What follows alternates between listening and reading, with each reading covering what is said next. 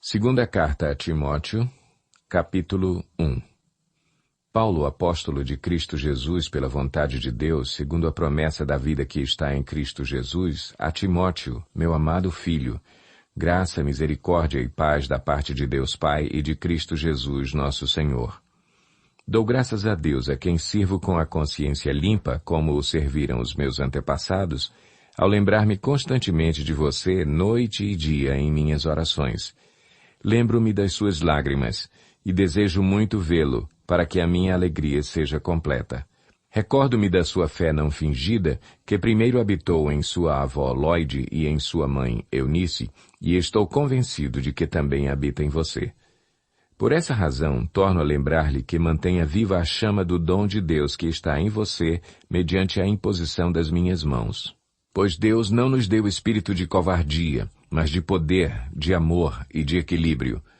Portanto, não se envergonhe de testemunhar do Senhor, nem de mim, que sou prisioneiro dele. Mas suporte comigo os meus sofrimentos pelo Evangelho, segundo o poder de Deus, que nos salvou e nos chamou com uma santa vocação, não em virtude das nossas obras, mas por causa da sua própria determinação e graça. Esta graça nos foi dada em Cristo Jesus desde os tempos eternos, sendo agora revelada pela manifestação de nosso Salvador, Cristo Jesus. Ele tornou inoperante a morte e trouxe à luz a vida e a imortalidade por meio do Evangelho. Deste Evangelho fui constituído pregador, apóstolo e mestre. Por essa causa também sofro, mas não me envergonho, porque sei em quem tenho crido e estou bem certo de que Ele é poderoso para guardar o que lhe confiei até aquele dia. Retenha com fé e amor em Cristo Jesus o modelo da sã doutrina que você ouviu de mim. Quanto ao que lhe foi confiado, guarde-o por meio do Espírito Santo que habita em nós. Você sabe que todos os da província da Ásia me abandonaram, inclusive Fígelo e Hermógenes. O Senhor conceda misericórdia à casa de Onesíforo, porque muitas vezes ele me reanimou e não se envergonhou por eu estar preso. Ao contrário, quando chegou a Roma, procurou-me diligentemente até me encontrar. Conceda-lhe o Senhor que, naquele dia, encontre misericórdia da parte do Senhor. Você sabe muito bem quantos serviços ele me prestou em Éfeso. 2 Timóteo, capítulo 2. Portanto, você, meu filho, fortifique-se na graça que há em Cristo Jesus. E as palavras que me ouviu dizer na presença de muitas testemunhas, confie-as a homens fiéis que sejam também capazes de ensinar outros. Suporte comigo os meus sofrimentos como bom soldado de Cristo Jesus. Nenhum soldado se deixa envolver pelos negócios da vida civil, já que deseja agradar aquele que o alistou. Semelhantemente, nenhum atleta é coroado como vencedor, se não competir de acordo com as regras. O lavrador que trabalha arduamente deve ser o primeiro a participar dos frutos da colheita. Reflita no que estou dizendo, pois o Senhor lhe dará entendimento em tudo. Lembre-se de Jesus Cristo, ressuscitado dos mortos, descendente de Davi, conforme o meu Evangelho, pelo qual sofro e até estou preso como criminoso. Contudo, a palavra de Deus não está presa. Por isso, tudo suporto por causa dos eleitos, para que também eles alcancem a salvação que está em Cristo Jesus, com glória eterna. Esta palavra é digna de confiança. Se morremos com ele também viveremos. Se perseveramos, com ele também reinaremos. Se o negamos, ele também nos negará. Se somos infiéis, ele permanece fiel, pois não pode negar-se a si mesmo.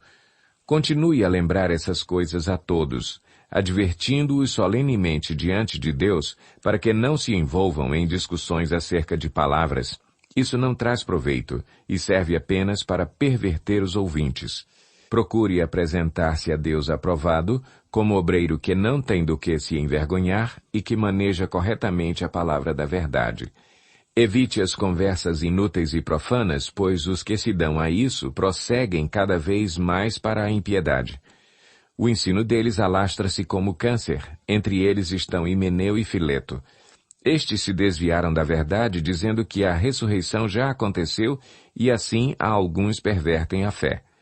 Entretanto, o firme fundamento de Deus permanece inabalável e selado com esta inscrição: O Senhor conhece quem lhe pertence, e afaste-se da iniquidade todo aquele que confessa o nome do Senhor. Numa grande casa há vasos não apenas de ouro e prata, mas também de madeira e barro. Alguns para fins honrosos, outros para fins desonrosos. Se alguém se purificar dessas coisas, será vaso para honra, santificado, útil para o Senhor e preparado para toda boa obra. Fuja dos desejos malignos da juventude e siga a justiça, a fé, o amor e a paz com aqueles que, de coração puro, invocam o Senhor. Evite as controvérsias tolas e inúteis, pois você sabe que acabam em brigas. Ao servo do Senhor não convém brigar, mas, sim, ser amável para com todos, apto para ensinar, paciente.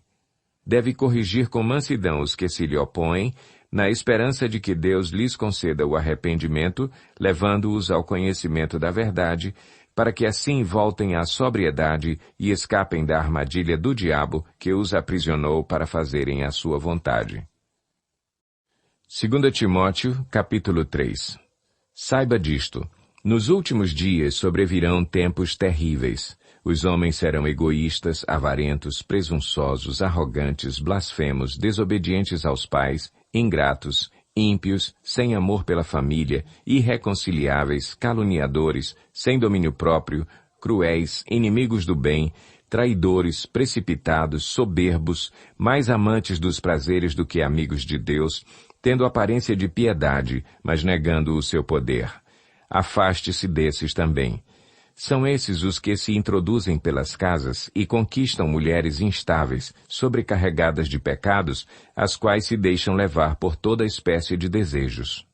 Elas estão sempre aprendendo e jamais conseguem chegar ao conhecimento da verdade. Como Janes e Jambres se opuseram a Moisés, esses também resistem à verdade. A mente deles é depravada, são reprovados na fé. Não irão longe, porém, como no caso daqueles, a sua insensatez se tornará evidente a todos.